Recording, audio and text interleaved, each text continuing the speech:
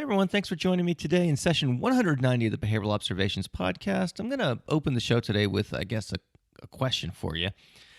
Have you ever felt a thrill of rolling a 20-sided die while being attacked by orcs in a musty dungeon? Well, I'm going to go on the limb and guess that if you're in the general demographic of a typical Behavioral Observations listener, the answer is probably not. However, if you are someone, I suppose, of my age or vintage or whatever you want to call it, those of us in the Generation X, being a child of the 80s, many of us did play these types of role-playing games, like Dungeons and Dragons and other sorts of things. For that reason, I jumped at the chance to speak with Rob Harvey about how he uses role-playing games like D&D to teach social skills to individuals with autism. If you're not familiar with D&D, don't worry. We go over what that actually is in this podcast.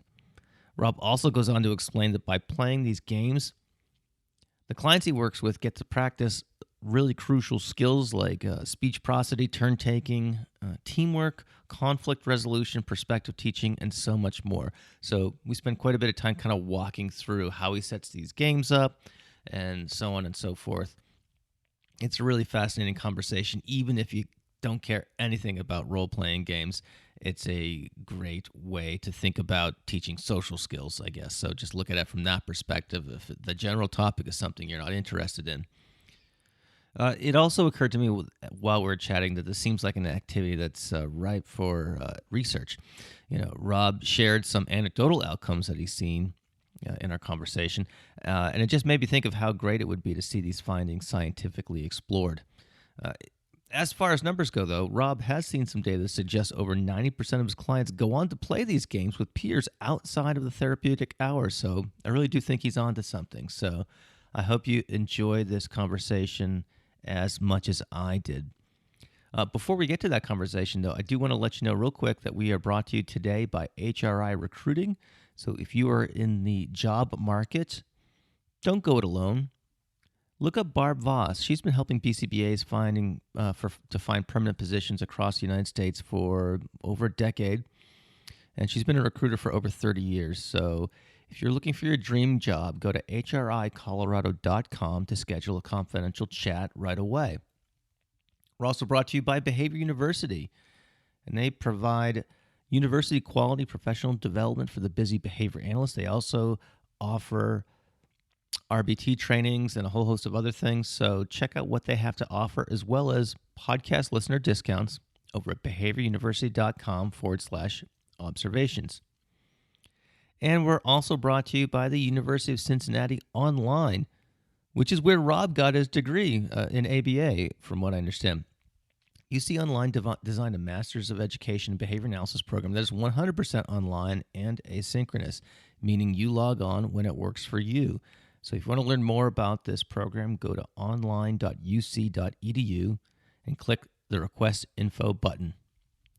And last but not least, if you like to learn as you do other things like driving, walking the dog, going to the gym, etc., go to behavioralobservations.com/getceus and see what podcasts we have available for ACE continuing education.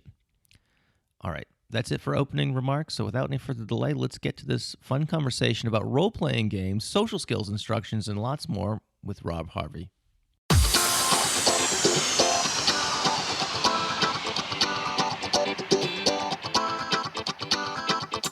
Welcome to the Behavioral Observations Podcast, stimulating talk for today's behavior analysts. Now here's your host, Matt Sikoria. Rob Harvey, welcome to the Behavioral Observations Podcast. How you doing today? I'm pretty good, Matt. Thank you so much for having me. I'm thrilled. Well, yeah, me too. This is something that is we've been talking about for quite some time now. You reached out to me and said, "Hey, Matt, we're doing something cool here, and I am not sure if this is something you'd be into or not." And then once you told me what it was, I was like, "Oh yeah, definitely." So as perhaps the episode title and whatever opening remarks that I'll make subsequent to this interview, so listeners will already know, I guess is what I'm saying, is that we're going to be talking about role-playing games and perhaps more specifically, Dungeons and Dragons. So this is something that I had forgotten about for years and years and years, probably until like Stranger Things came out. And my kids started asking me when they watched the show, they started asking me like, Dad, did you play Dungeons and Dragons? And of course, we just never referred to it as just call it D&D, because that's what you do. And I'm like, yeah, actually I did. And it's something I hadn't thought about in literally decades. And so the more it's kind of like that, I don't know. What's one of those things? Once something becomes noteworthy in your memory, you start seeing references to it and over and over again, I suppose. There's a label for that, I think, and I'm blanking on it right now. But I started seeing all these pop culture references to it as well, in terms of celebrities playing it and whatnot. And I'm like, oh my gosh, this is now a thing. So it was timely that you reached out to talk about this. So I look forward to hearing about how you are using this in the context of the work that you're doing clinically. So, Rob, before we get into that, though, let's learn a little bit about you and your background. So let's start with how you got into behavior analysis and what made you want to do it as a career, and kind of bring us up to speed as to what you're doing these days as it relates to your work in behavior analysis. Sure. So, I've always kind of thought I had a weird ABA story, but then the more stories I listened to on your show, I realized it's not that weird. So I went to Muhlenberg College for undergrad as a theater major, which has, to this day served me very, very well. But I was going to be an actor. That was my intention. And I have a wonderfully supportive family, so they're like, be what you want to be, Robbie. So off I went. Muhlenberg is pretty well known for its theater department. So I made it through my freshman year, and then partway into my sophomore year. And at that time, I had a girlfriend who did not like the idea of me being in romantic scenes with other women on stage. So she convinced me that I should leave the theater. So as many times happens, a 9-month relationship changed the course of my life. So I changed over to a psychology and elementary education major. I always liked kids, so I was like, I'll be a teacher, right? So you can spend time with another with a population of mainly women in the elementary ed setting, right? Yeah, exactly. Yeah, I guess she didn't think that far ahead, but shortly after she broke up with me. I see. And probably more importantly, she cheated on me, and which led me to decide that I should be a musician. And I had always played the guitar. And so then I kind of started a band. And, then at that point, the psychology and elementary education, that was just kind of what I was doing, as my fallback to my musical career. I see. Which you probably can tell never took off. We did pretty well, in our day. We played some pretty good shows, but you wouldn't have heard of us. So okay, just for giggles here though, what was the band's name? Okay, so the band's name is VOSE, VOSE, which is my middle name. So VOSE, like dose, not like rose. It's always, what did you say? Did you say toast? I'm like, no, the band is not toast. It's VOSE. So I see. So that was the band. What was the genre, just out of curiosity? Like alternative rock, we wanted to be like Nirvana or Foo Fighters, that was kind of our genre, I guess. I see. All right. Very, very nice. So thank you for indulging my curiosities there about the music stuff. Of course. So I finished up undergrad. And I did not student teach. I decided I did not want to be a teacher. I'm not sure what I decided I was going to be, but I left Muhlenberg with a psychology degree, lots of theater credits, lots of elementary education credits, but really just the psych degree. So I came back home. back to the family farm. And I said, what am I going to do with this? So I worked at a bank for a little bit. And then my best friend's mother, who is, very kind of intrusive in the best way. She's kind of, well, what are you going to do? What are you going to do, Rob? What are you going to do? How about this? So she told me about this TSS job, working with kids with special needs in school. And I was like, sure, I'll try that. Why not? It's better than the bank. So I did that for a little while, and I liked it. And then I decided that I need to move back to Allentown to reignite my music career. Again, Allentown is not a hopping music scene. So well, I was just going to ask. Yeah, it's like doesn't seem right up there with like Austin or Nashville or LA or what have you. Right. No, it's not.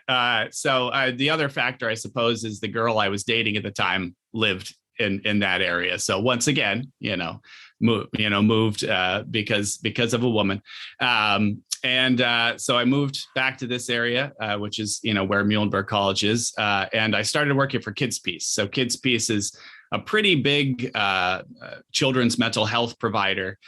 Probably we're most well known for our children's psychiatric hospital, but we have a ton of other services. So they had community in-home autism services. So, BHRS or wraparound, people call it different things. So again, I became a TSS, but they specialized with autistic children. Okay, hang on here just 1 second. I'm sorry. Okay, just tell us what TSS. What's the acronym for? So it stands for Therapeutic Staff Support. Okay. So basically, like a RBT without a certification or a behavior tech, kind of the same thing. So that's what I started doing here at Kids Peace, and I did that for a while. And Kids Peace also has a summer program for autistic children. And so, since I was full time, it was kind of expected that you have a classroom there. So I said, okay, I'll be in camp. We called it camp kind of affectionately. And I said, but I really want to work with the little kids. That's my specialty. I want to work with like the little, nonverbal kids. And my boss said, no, you're going to be in the Asperger's room. Right. And I was like, I don't know about that. I'm not sure that's going to fit like my niche or however you want to say it. And she said, no, you're going to be perfect. I was like, okay. So I took on this, Asperger's classroom, this is prior to the DSM kind of changing the language. And day one, I realized this is what I was meant to do. Yes, I'd still like to be a rock and roll superstar, but these individuals are the people that I was meant to work with. So, from that first year of summer camp, it's a therapeutic program, not actually a camp. Again, it just, every time I say it, it pops into my head as camp. From that first day, I realized like, this is all about motivation. If you can capture these kids' motivation, they will have fun. They will have fun together. And in that process, they will learn and, just love coming. And so that was like one of my biggest lessons ever, was really to capture that motivation, that connection, that's the biggest piece. So from there, my job, my kind of full-time job kept getting more and more administrative. So I, more supervision, less working with the kids, as is, kind of the case. At this point, I'm still not a BCBA. That didn't come until quite a while later. So I'm kind of pulling back on my time spent with the kids, and unhappy about that a little bit. But so the one BCBA in my life, Julie Treebat, we refer to her as our fairy godmother of ABA, because she's a little bit older than the rest of us. I guess that's part of it, but she's a mother of a child on the spectrum, and she's just one of those people that you could bring any situation to her and say, like, what do I do? And she's like, oh, when that happened on one of my cases, I did this. So she's just this wonderful, amazing person. So I had a BCBA in my life. And she's like, we need to start a social skills group because there's, they're not around. And she's like, I want you to run it. I was like, okay, that's a lot like, our Sarah Smile summer program. So let's do that. So I started running independent social skills groups, kind of a more traditional, format, playing games and interactive activities and, kind of getting them again connected and building those skills in a fun way. And that kind of grew from there. I added more and more of those groups throughout the years. In 2016 or 2017, Pennsylvania started to move their requirements for in-home autism services to require BCBAs. So at that point, I was like, okay, I've got two little kids, so it's not the perfect time to go back to school, but there's not going to be a perfect time. So I said, okay, well, I'm going to have to pull back and run less groups and do less. And of course, I ended up taking on more, so that I could get through my supervision hours. But so in I think it was 2017 when I went back to school, I went to University of Cincinnati online because that was the only way I was going to be able to figure it out. Did my BCBA coursework, did my supervision. So then 2018, that's when I, officially became a board certified behavior analyst. I'd really like to think that, the whole time I was co-training autism ABA trainings with Julie and others. So, I feel like I had a pretty good handle on it. But, it wasn't until 2018 that I got the certification. What was it like, just out of curiosity, doing the online coursework? What was that experience like in terms of learning in that modality? Had you had previous, either asynchronous or not non-brick and mortar, educational experience? Was this something new for you in terms of that type of learning environment? Yeah, it is very new. So other than, doing our workplace trainings that you have to do online, which I suppose are, a very watered down version, like things through Relias, et cetera. So this is my first experience with sitting in a classroom learning. So, I think I approached it with not the greatest attitude. I was like, well, I just have to do this, but I ended up getting a lot out of it, learning a lot, becoming a better writer, finding a lot of articles that I had never seen before. So, it was a good experience. I do wish that I had, I listened to a lot of the episodes where, people have these mentors that, have written books and things like that. So I missed out on that piece. I didn't get to really study under any of the great names, but yeah, that's kind of how that experience went for me. Hey everyone, this is probably the most serendipitous commercial break that I've ever done in the podcast. It turns out that this segment of the podcast is sponsored by the University of Cincinnati Online, and we totally did not plan it this way. I did not know Rob went to UC Online, and as people who have been listening to the last couple of episodes know, they've been sponsoring the last several programs. But as you can see just from Rob's testimonial, you can take courses online asynchronously and satisfy all the conditions to sit for board certification. So if that's something you want to learn more about, go to the show notes of this episode. We've got links there, or you can go to online.uc.edu and click the request info button for more. All right, let's get back to our conversation with Rob. I see. So it sounds like you were able to manage with all the other responsibilities that you were juggling at the time. So that sounds like, despite that, you're able to complete the program successfully. Yeah, that was the key really was, I had the 2 kids, I had the full-time job, and I think at the time I had like 4 part-time gigs, some of them very minimal, but some of them pretty time intensive. So that was really the key there, was just kind of completing that. So I get through that, I get my BCBA. Around that time, for a few years, I had been doing therapeutic theater groups for autistic individuals. So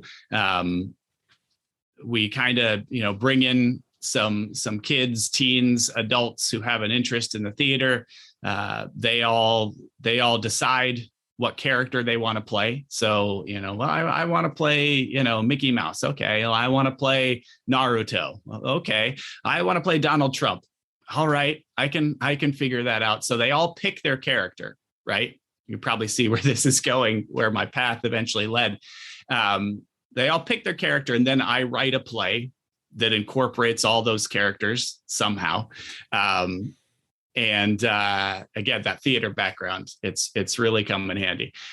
So then we do this play. We go through, auditions, we do rehearsals, we do blocking, and then we have a performance. And, this led to just these great explosions and, intonation and volume and, all that kind of stuff you want to see a lot of our individuals work on. So that was a really wonderful thing. So that was kind of the path that then eventually led me to say, how about using Dungeons and Dragons as a group intervention? So let's so did you play D&D as a kid? I did, yes. Okay. From the time that I have 2 older brothers, and still to this day, I really, part of me wishes I were them, right? That's the younger brother syndrome. So my oldest brother, who's about 9 years older than me, he was very into all kinds of games. So from the time that I was about 6, I was playing Dungeons and Dragons, and I then started playing with my friends, and my 2 best friends. We've been playing basically an iteration of the same game since high school. So about 1997-ish till today, we've still got this running Dungeons and Dragons game. So, like with the same characters and things like that? Yes and no. So a lot. I was gonna say it must be like 87th level or something like that. Well, we're getting a little bit into the weeds, so we'll. So, but go ahead for a second. But in a minute, I want to pause and kind of catch people up in terms of the perhaps inside baseball that we're kind of delving into here. Yeah, so it's more of like we're using a continuous kind of universe, so like, think of like the Marvel universe, right? So most of those original characters are long since dead, or, some of them became like deities or things like that, Right. But every once in a while, one of those, someone we haven't seen in 15 years pops up in the game, and you're like, oh, it's so-and-so, Oh my gosh. Yeah, it's pretty fun. All right. So before we get too far down the rabbit hole here, so let's talk about what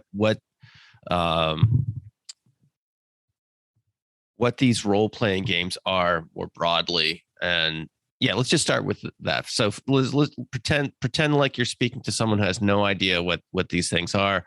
I'm going to imagine there are going to be many folks in the audience who would fall into that category. So if you had to explain this to someone who had no background in role-playing games more generally, Dungeons and Dragons specifically, etc., just give us the 101 here. Sure.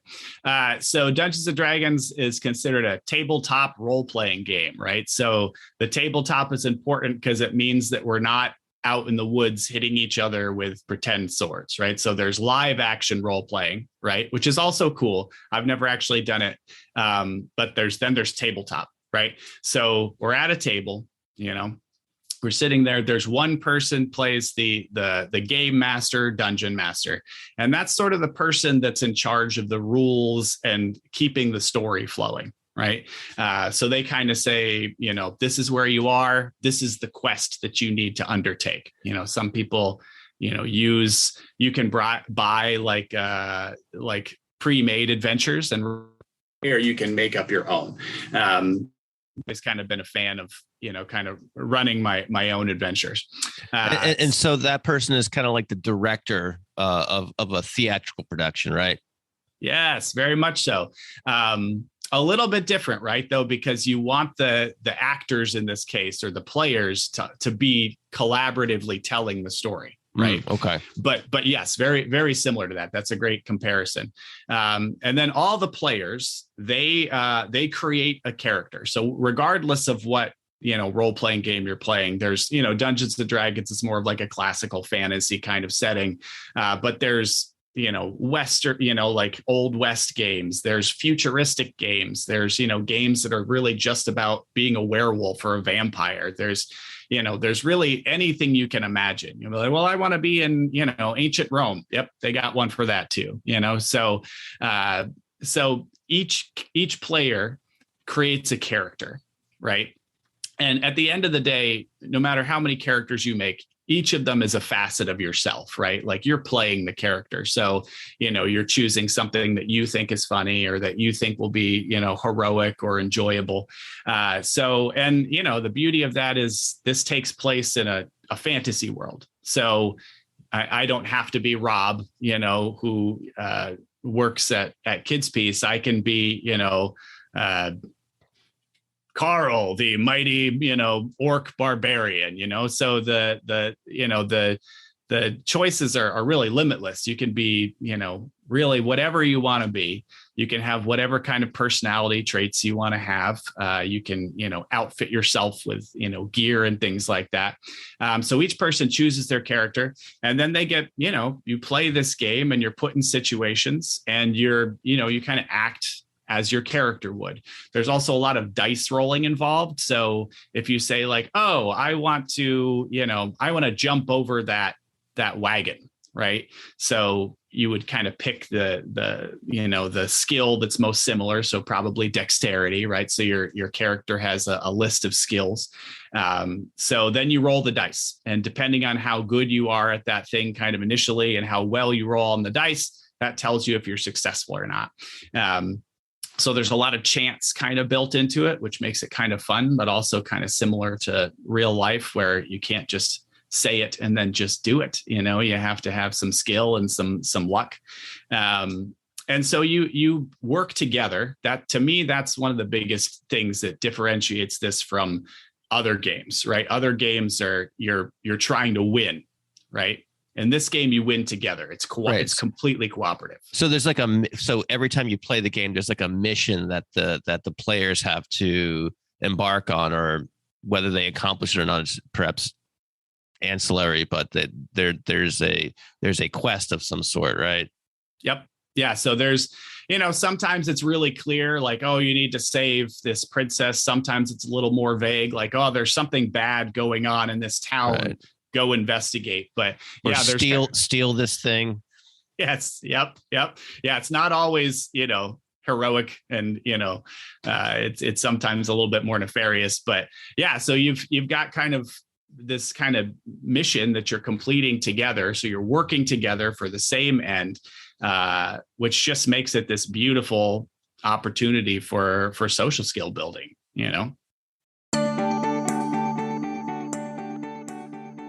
Are you looking for a new job, but you're overwhelmed with all the emails that you're getting from various ABA agencies? What if there was someone who was in your corner and could help you find the perfect job placement? Well, that person exists. Barbara Voss has been working as a recruiter for over 30 years, and her company, HRIC, specializes in placing BCBAs in permanent full-time positions throughout the United States. Barbara has been placing BCBAs since 2011, so she knows our business, and she offers personalized service to any BCBA looking for a new position. She also helps companies looking to hire BCBAs too. Here are just some of the things Barbara can help you with. She can provide information about salary ranges in different markets across the country. She can help you write your resume. She can coordinate and prepare you for the interview process, and even help negotiate the right salary for you. And best of all, there are no charges to any candidate for all of these services. When you're ready to make a change and want to work with someone who will listen to you and understand what you need in a new position, contact Barbara at HRIC. To schedule a confidential discussion, head over to hricolorado.com. Again, that's hricolorado.com, and hit the contact button to connect with Barbara. You won't be disappointed. Talk about how you, I guess, broach the idea of using these role-playing games in the context of your work with individuals with autism. Did you have to sell it to your supervisor first, or did you have the flexibility to say, "Hey, I'm going to give this a go"? Let's talk about how you embarked on this in the first place with your work, with your clinical work. Yeah. So it really came out of those theater groups. So I had been doing these, performance groups for a while. They were, going really well. And in my head, I was like, this is almost it, right? This is almost like the perfect social skills group, but it's not quite. And I was like, okay, well, what's missing? Well, life isn't scripted. Life is, constantly changing and happening. It's more like improv theater. I was like, oh, I've got to run an improv theater group, and I'm a theater person. Hate improv. And I'm going to make people with autism come to a group and do something that's super, super uncomfortable. That just didn't feel right to me. So I was like, well, what can I do that's like improv theater? I had that aha moment. I was like, Dungeons and Dragons is improv theater. So I pitched it to my supervisor at the time, and they were just completely on board. I mean, at that point, I had built up a lot of trust. People, always showed up for my groups. We never had a problem with, people just kind of disappearing, which is, often the case in a lot of groups. So, she trusted me pretty well. And, we have quite a lot of background behind role playing. It's a really big part of, BST is, a big part of behavioral skills training is the role play part with feedback. So there's a lot of research kind of outside of ABA on, role immersion therapy. So we kind of had that, kind of going for us. But like role play is kind of a standard in working with people. Right. So I was more worried about getting the parents to buy in. Right. So my first group was with teenagers, and I was nervous that they would have that old school, oh, this is, devil worship game. Luckily that was like an 80s thing that has pretty much gone away. But I was nervous that the families would be really wary about that. But again, they trusted me too. So the buy-in came way faster than I thought it would. And we ran a pilot, and, the biggest piece of feedback I got was, why is this pilot ending after a few weeks? And why is the group only an hour long? We should be playing for like the whole day once a week. I'm like, okay, that's good feedback. I'm also wondering, if these are teens you started working with, that were there any parents that had experience playing these types of games? I can imagine there's probably some nerdy dads, perhaps, that I could probably relate to, that would probably want to get in on it too. Yeah, nearly all of them, actually. And we had this really great experience a couple years into it, where one of the dads kind of came up to me after group in the lobby. And he said, hey, I just wanted you to know, I've always had a really hard time connecting with my son. Like, we never had that thing that kind of brought us together. But he's like, I played Dungeons and Dragons as a kid, and now that he's doing this, we've been playing together, and I've never felt so close to him. And I'm like, oh, that is awesome. And that is definitely a side effect that I had not really anticipated. But yeah, so there's definitely a lot of dads out there who are pretty excited, and now they're playing with their kids. You probably already know that Behavior University creates engaging ABA content for new and experienced professionals. Whether it's RBT training or webinars for BACB CEUs, Behavior University has you covered. Behavior University is launching an interactive BACB supervisor training, an innovative approach to supervision training with interactive video to practice decision-making and tools to create a personalized portfolio to take with you when you're done. The course is designed to guide new supervisors through applying the important skills required for effective supervision to their own unique experiences. Behavior University also offers 2 tiers of RBT training. Choose the essentials for the 40-hour course or the premium to add a full kit of study materials and a full-length practice exam. In addition to these features, supervisors can now purchase access to these RBT courses so they can monitor any RBT training for course progress and quiz performance. Supervisors will also receive tools and content to support training of new staff. Users rave about Behavior University RBT training, calling it the clearest instruction, the course that made it stick, amongst other comments. BCBA say that their staff clearly get it after taking their course. So to check out what they've built and to get podcast-specific discounts, head on over to behavioruniversity.com/observations. That's so cool. How do you set up like a session? So if someone's listening to this and they're like, wow, this sounds really cool. I want to explore this. And let's say they have the materials and they want to set something up. Like, what are the ways in which you kind of maximize success with these types of things? So how do you broach it with a group of learners? How do you structure it, and just kind of give us the rundown of how these sessions typically go. Sure. So pretty early on, we realized that the sessions need to be at least an hour and a half, if not 2 hours. Any less than that, and you just don't get enough time to really kind of dive into it, right? So we shoot for 2 hours. That's typically how long they are. I've run groups with younger kids. So my primary group is young adults. So that's my group that I've done the most work with. But I've done these groups with middle schoolers and even a little bit younger. They had to. It was better to do like an hour and a half with them, because those I had to incorporate some Nerf swords and things like that. They couldn't sit at the table the whole time. But with most of the groups, we shoot for 2 hours. Almost always have snacks present, because we really want to hit that generalizable thing, so they can go.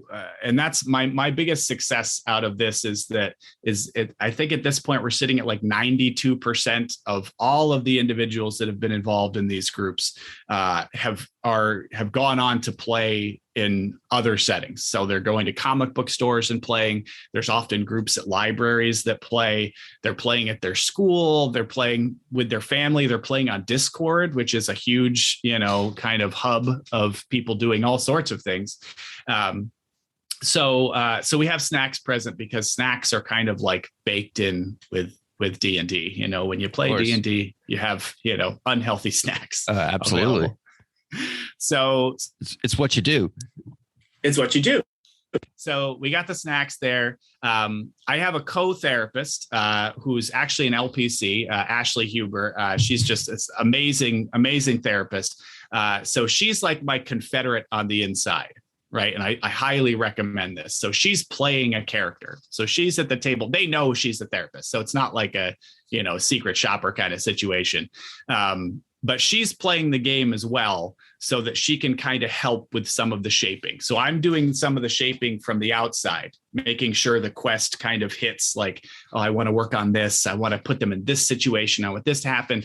And she's helping like kind of lead through those situations. Wow, and that's really neat, because you can kind of hit both sides of the equation there. Yes, and she often works individually with the members of the group, so she can even take things like, "Hey, this happened in the game the other day. Like, what was going on, or how did that make you feel?" So she can often bring the message home, Because here's the thing: is it's the members of this group will often joke about how Mr. Rob is billing this service when they're just playing Dungeons and Dragons. Like it's like a shared joke, like, ha ha ha, Mr. Rob thinks this is therapy. And I'm like, ha ha ha, this is therapy. Like they don't even realize how much it's changing their behavior, which is like the perfect intervention, right? To me, is so, there's elements of it where they're like, oh, you're being a therapist again. But for the most part, it's really this just kind of like, simulated life kind of situation, where they're learning. So she's there as like my confederate in the game. We usually takes us about a half an hour to actually start the game, which again, very similar to playing Dungeons and Dragons, you got to argue about stuff for a while first, right? That's right. They talk about the latest memes and things like that. And again, like sometimes I'm like, I'm ready to start the game. Like we need to get this started. And I'm like, wait a second, like they're socializing. These are individuals who have, very limited social networks, who have, maybe a friend or two that they, talk to online. They're sitting at a table, joking, eating snacks, having fun, talking about things that are, going on in the world. This is it, right? Like we're already there. So, and then we start the game, and we keep them on topic for the most part, kind of deal with things as they come up, every once in a while, we kind of step outside. We like kind of move outside the game and say like, hey, let's talk about this. I often like to start the game with a question or a thought, like, if you were, if you were actually a character in Dungeons and Dragons, what class would you be? So they have to kind of talk about like their skills and what they're good at and how they contribute to a group. So I'll sometimes kind of try to like point their brain in the right direction of like, yes, this is therapy. But to me, the real key is not over therapizing it. Right. Not making it like, okay, you can't kill any of the monsters because we need to be nice to the monsters. No, like this is a game about, not just slaying monsters, but that's certainly a part of it. And that's a fun part of it. That's again, that motivation, it's really key. So, making sure they're engaged and doing stuff that they enjoy and, hopefully working together and winning together. Rob, as you're talking about this, you're I guess either indirectly listing off a number of social repertoires that you're hitting, but let's be, I guess, to perhaps ask the question more directly. So, what are, I'm hearing things like, cooperation and planning and things like that, things that would largely fall under what we might consider executive functioning skills and things along those lines. But let's kind of walk us through some of the repertoires that you see developing in the context of facilitating these role play activities. Sure. Yeah, so that's always been, is finding a good list of like what we need to work on with these kind of like higher level social skills. There's no great assessments for it, but I found that this helps us target those things that are kind of elusive. So prosody, people talk about prosody, so tone, rate, volume, all the stuff that needs to be in there in your speech. I see that change like from like the first time that we met, like by the end of that group, they were already speaking up, making sure that they were heard, they were changing their tone, so it's a pretty cool way to deal with that. The teamwork and problem solving and cooperation, that's all there. Like real turn taking, which is not like, well, it's my turn and now it's your turn, Matt. Now it's my turn again. No, more like, well, I want to talk. When's the right time for me to interject? Right. So really learning about like true, what I would say is more like true reciprocity is it's not just back and forth, but, that more nuanced kind of interaction with a group.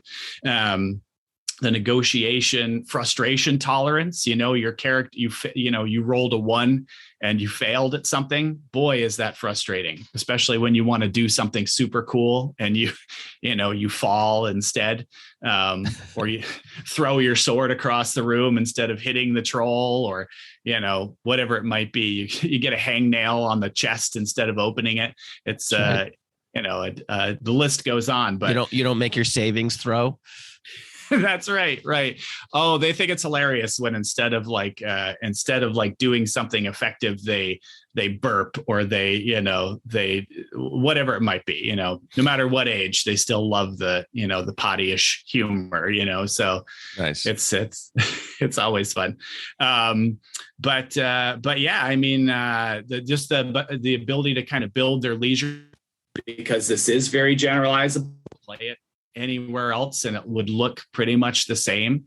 But building, this is like a complex leisure skill, right? So like puzzles are a great leisure skill if you enjoy them, but it's pretty limited as to what you can build a puzzle, right? You can build a big puzzle or a small puzzle. So there's limits to a lot of kind of hobbies, but Dungeons and Dragons, or role-playing games, period. I spend, countless hours painting miniatures, reading about role-playing, listening to role-playing podcasts and, live streaming shows, planning out quests. I have Pinterest boards that are like thousands and thousands of pictures deep of possible quests, ideas, or possible characters. Kids will just come with like, oh, I made 20 characters last week. That's fantastic. So that's a big me. And then also, there's this really, really cool part of kind of like self exploration involved in Dungeons and Dragons, or role playing, of like, I can play this version of me, like I can play someone who's, I'm really reserved and quiet, but I'm going to try playing this, this dwarf who yells all the time and is really, surly and angry, so they have this opportunity to try out being somebody else.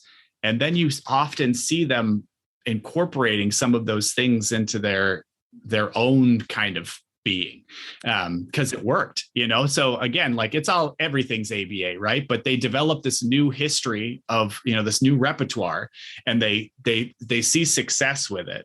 And so they start they build these new behaviors based on those successes. I want to get into just that, about generalization beyond perhaps the treatment context or the game context.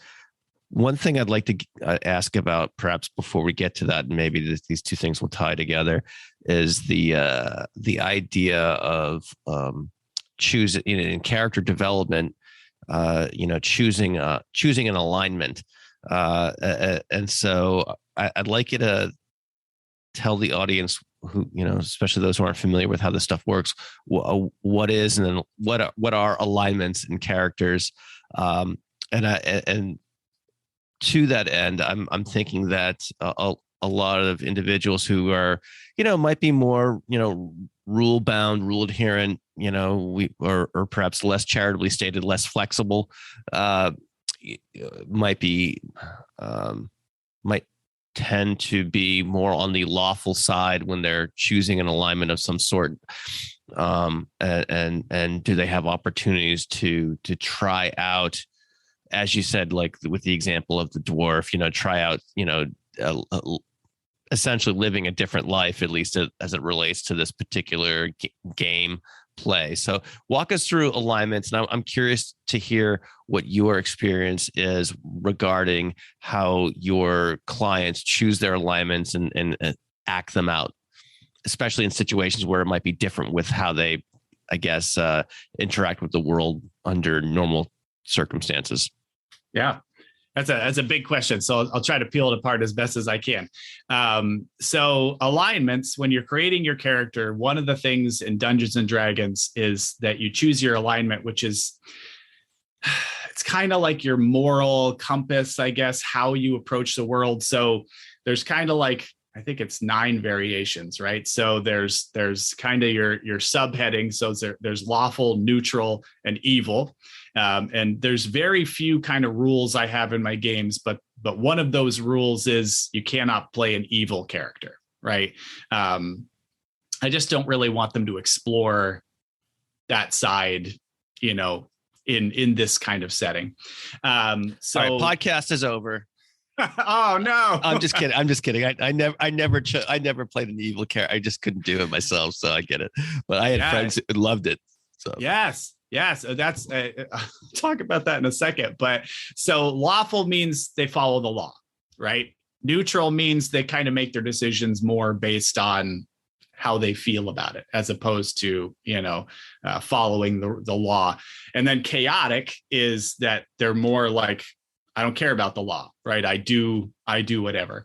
And then there's variations of each of those. You could be lawful good or lawful evil, or lawful neutral. So there's, these variations, but the idea really falls on, if you're lawful good, you're both good, like your moral compass is good, and you follow the law always. So like a lawful good character is like people tease those people because they're like a Boy Scout or a goody two shoes, I guess. If we can we still say goody two shoes? I don't know.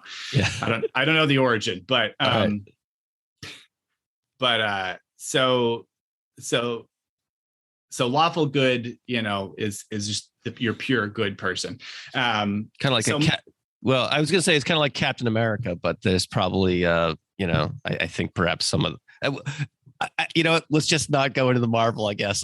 That's a whole other podcast, I suppose. So it's probably probably areas in which he's not lawful good. But anyway. And that's the thing, is I never, today's Dungeons and Dragons, much like today's ABA makes me think of that, but today's Dungeons and Dragons is much more flexible, right? So like, if you're lawful good, but you do something that isn't, Captain America, you do something that's a little bit more Loki, right? It's okay. Like, you're not going to get punished for that. Like, it's all right. People are much more, multifaceted. They're not just one thing all the time. But it's a general kind of guiding, kind of like, this is how my character generally acts. So with that said, I grew up, pretty close to, our childhoods weren't too far away from each other. So I grew up wanting to be Aragorn, or, the hero, the person who always did the right thing. And I always kind of think that people are going to come into group wanting that same thing, but people that are younger than me, most of the individuals that I work with, they typically go for alignments that surprise me. So they often want to play chaotic neutral or lawful evil. And I'm like, it's still evil. So, they're much less drawn to that, like, pure hero, and much more drawn to these characters. I think in my head, my kind of like reasoning why this is so is because television and books have kind of become more about, conflicted heroes. Sure. So it's much less the, Aragorn from Lord of the Rings, and more like, the Lokis or the Deadpools or whatever it might be, so they're kind of attracted to that idea. So I end up, with these individuals who in life are, kind of rigid, very rule following, or rule adhering, or however you want to say it. But they play these characters that are not. They kind of, they take advantage. They do what they want. They, All right. So that's the root of my question. Yeah. So they're able to kind of step outside their own personalities, if you will, and take on these roles that are more nuanced. Yeah, it's pretty amazing. They have a harder time with it in like person-to-person interactions when they're just kind of, dialoguing with somebody else. But when they're choosing whether or not they're going to pick someone's pocket, they're pretty easily like, oh, I take it, So it's pretty interesting. I think, they get some some build up to that by playing video games and things like that. So they kind of are familiar with playing a character that makes different decisions. This is just the kind of step beyond that, where they're actually, acting it out with their voice a little bit more, making, much more open choices. In a video game, you're limited by the programming. In Dungeons and Dragons, you're really just limited by your imagination, which is, to me, my favorite part. It's why the game can go on forever, because there's no true endpoint. Hey everyone, as a BCBA, meeting your continuing ed needs can be challenging at times. That's why I have made selected episodes of the Behavioral Observations podcast available for Type 2 continuing education credits. That's right. You can meet a portion of your professional development requirements on the go. Currently, we have CEs for topics including functional assessment, ethics, and supervision. Come learn from podcast favorites such as Greg Hanley, Pat Fryman, Mark Dixon, as well as many other amazing guests. For more information, head on over to behavioralobservations.com/get-CEs. Yeah, well, especially in your case, you've got a game going for decades, which is remarkable. Yeah. I have to ask this. I'm sorry, but I can imagine, because this happened in my own experience. But did you have, I remember as a kid, we would have epic meltdowns when something bad happened, if your character got killed, or the dungeon master makes a decision that you're not happy with, or what have you. And of course, these weren't being run by skilled therapists.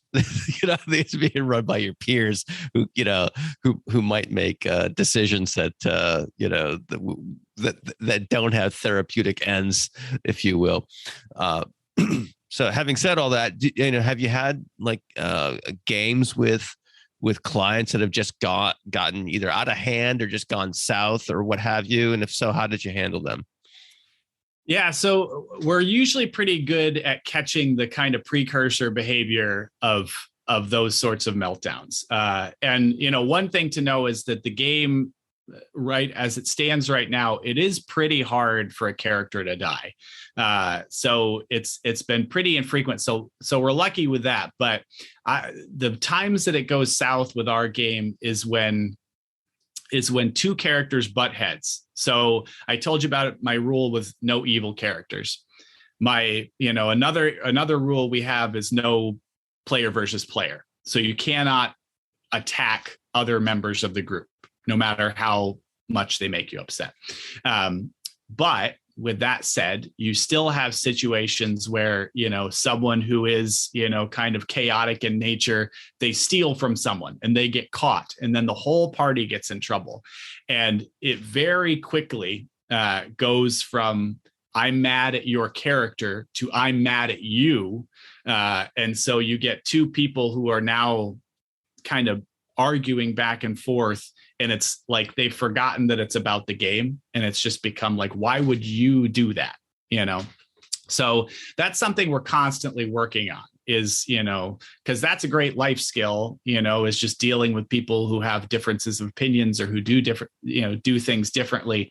But that's when it, sometimes where we have to pause the game, kind of separate people out, maybe take someone for a walk and, kind of remind them hey, that's, this is your friend.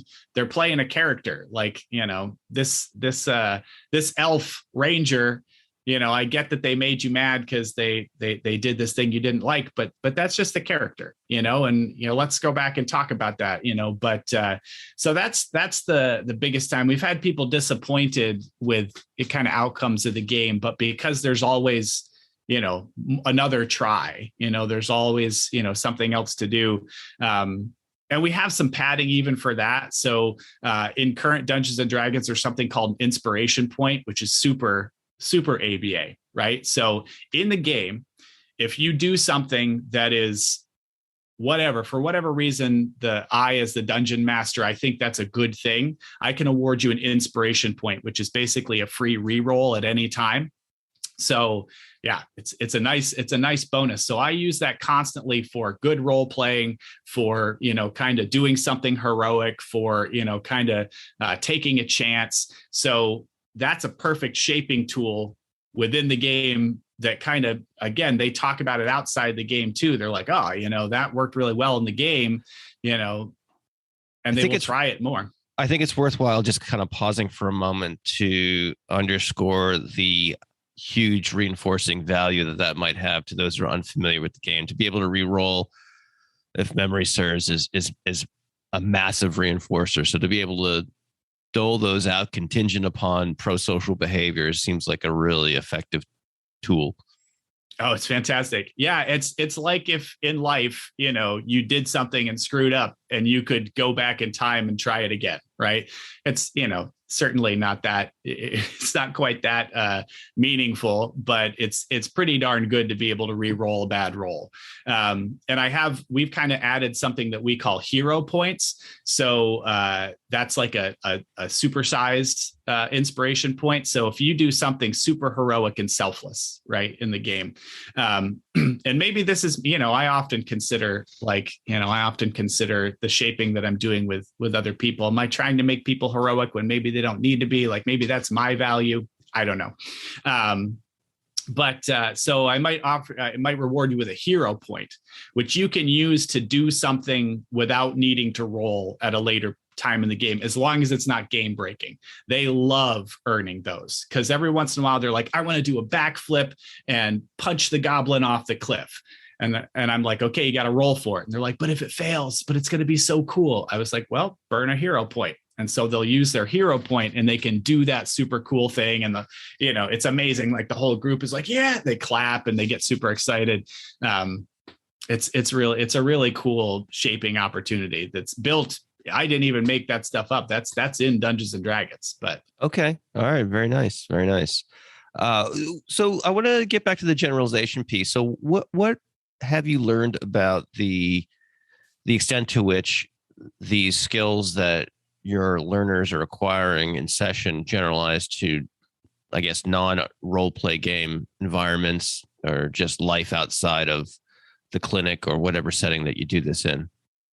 Yeah. So my data on that is mostly subjective, right? Because I do see them. Some of them I see in other groups, or I see them, they're seen individually. So I get some report that way. But those reports that I get back, I do surveys often, self-report surveys from the members, reports from their parents. And the feedback is really fantastic. The one that really caught me off guard was that I think it's like 85% of my players report that outside of group, because of the group, they feel better about themselves. Like they feel more confident about who they are, which is kind of a strange kind of side effect of playing a game where you're somebody else, but it makes them feel better about themselves. But, they're reporting that, that it connects them to other people, that they feel more confident socially. Their family members report that they initiate more, they advocate for themselves more. I didn't mention that before, but this is a great role play situation to work on both consent, withdrawal of consent, and self-advocacy, right? So that's like a hallmark of any social skills group I run is, no matter how young they are, you're always, building those consent skills. But it translates pretty easily to the real world of being able to say, no, that's not okay. I don't like that. Or, hey, guys, let's not do that. Being able to do that in the game translates almost directly to doing it in the real life, because you are sitting with a group of peers and you're telling them it's not okay. So whether you're telling them about something that's actually happening or it's something that's happening in a fantasy game, you're still using the same language. It's still got the same difficulties to it. I feel. So I get reports that they're advocating for themselves better. They're initiating more. They're finding groups. And I've always told, the kids I work with, like, find your people, like find your community. And this is a huge community, right? So they're, like I said before, they're going out and joining these games with other people who are playing and making all kinds of connections because of it. and building a friend group, building a friend network. So that to me is the biggest generalized piece, is that they're, kind of connecting to this huge community, which is hard to believe because I had to hide the fact that I played Dungeons and Dragons for most of my life, because I would have gotten ridiculed and made fun of. But now, like you said, like Vin Diesel plays, and Joe Manganiello plays, and Stephen Colbert plays, and they all talk about it openly. And there's celebrities podcasting and live streaming their games. Like it was on Stranger Things. It's never been so cool to play this game. So they're now part of this movement that makes them cool. It's a pretty awesome thing. Awesome. One question that came to mind when we were conceptualizing this topic a while back is the funding. So if I'm going to put myself in the listener's shoes, say, Rob, this sounds great. How do you fund this activity? This is not something that sounds like it's, a billable activity under, under the insurance reimbursement model, but I may be wrong. To tell me how this works. So I can only directly speak about Pennsylvania because that's where I've spent my days. But what we've used is an outpatient model. So rather than going kind of the direct ABA route, despite the fact that we're very muchly so doing ABA, we run it as an outpatient social skills group. So that's where Ashley Huber, my LPC co-therapist, that's where she comes into play, because in the outpatient world, my BCBA is pretty worthless. Unfortunately, it's not really recognized in outpatient therapy. So we're kind of billing against her license. So that's how we've classically handled it. The other way we do things is we have a very active autism society here in the Lehigh Valley. And I know they have chapters throughout the country. And they have been super open to working with us, helping us fund initiatives. The theater groups that I do now, those are through the Autism Society. So sometimes there's a cost to the members, but usually it's funded through the initiatives that they do to raise money.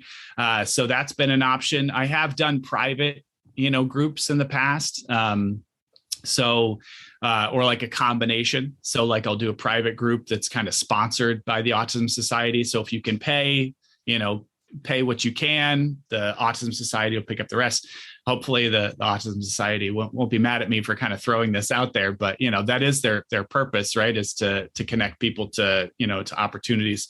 So yeah, I would say the outpatient model has been super successful for me, but I haven't tried to run it. I know that at least in Pennsylvania, there is a group ABA. It's called Intensive Behavioral Health Services now, or IBHS. There is a possibility we could change over to run it through that more ABA model. But we haven't considered that yet because it's worked so well through outpatient. All right. Very good.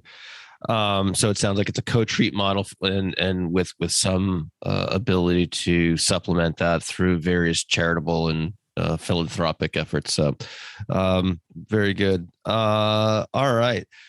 So I could keep asking you questions about this into perpetuity here. So I'm going to try to restrain myself, Rob, a little bit here. So let's kind of take this episode home here with a couple of final thoughts. I guess two questions here for you. One would be, if let's say someone is listening to this and they said, again, this sounds awesome, I want to try it out. Let's say they can kind of solve the funding aspect of this from a practice or procedural standpoint. What advice would you give to someone who wants to embark on this?